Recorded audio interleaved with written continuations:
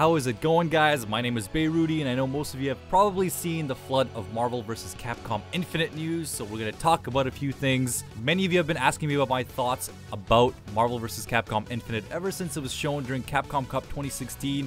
I have been delaying these thoughts because although I'm super stoked, I'm also just a little bit worried. Now let me start off by saying how much I love the Capcom vs. series. It was an extremely important part of my childhood and likely the reason of why I love fighting games so much today. Even MVC3, a game that was a little bit controversial on launch, I've always supported and many times said that Ultimate Marvel vs. Capcom 3 was a patch away from perfection, but Doom and Virgil ruined things. Like they ruin everything. Now I'm a little motivated. Now the fact that Marvel vs. Capcom Infinite is happening, it makes me just extremely stoked. Like the fact that it's even being released makes me so grateful. It was only a few years ago when we thought that Disney dropped all ties with Capcom since their acquisition of the Marvel brand. But let's get to the good stuff. The story trailer shows off Ultron and Sigma, who look great, Strider, who's a series vet, Chris looks badass as always, and of course, Marvel doesn't go anywhere without the Avengers. Now the trailer gives off a great vibe and expresses why we love this franchise clash so much. Now let's get to the part that matters most, the gameplay.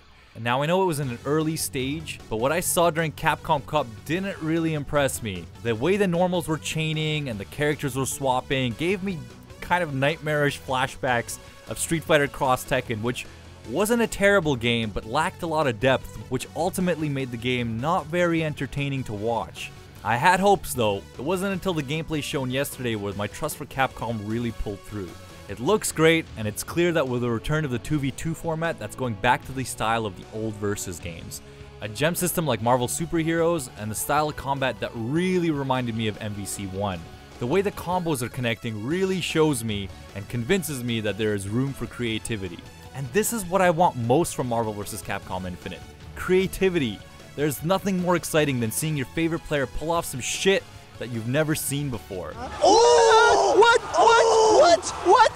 Oh my god! Now this aspect was usually alive and well and pretty much expected in most Capcom fighters. But sadly, it wasn't the case in Street Fighter V, with combos being fairly straightforward with low barrier execution.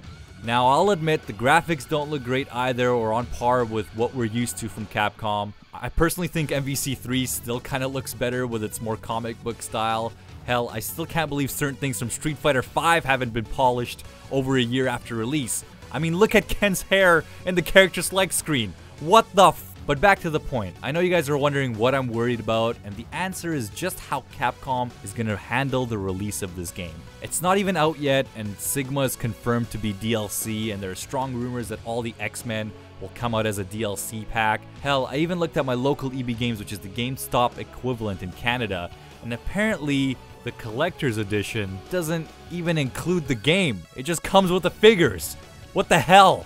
Now the main reason I'm irritated by these attempts to cash in that it has potential to cause a lot of negative press about this game, causing a lot of the casual audience to hold back like many did with Street Fighter V. And let's admit it, the FGC usually doesn't get much positive coverage when it comes to mainstream gaming journalism. Now I know for a fact that Capcom is smart enough to not make the same mistake as they did with Street Fighter V. I don't think they're going to be missing any single player components. They've already announced a few single player features. And in today's age, you know, most consumers are smart enough. You know, they're going to look at multiple reviews before really investing in a full price game.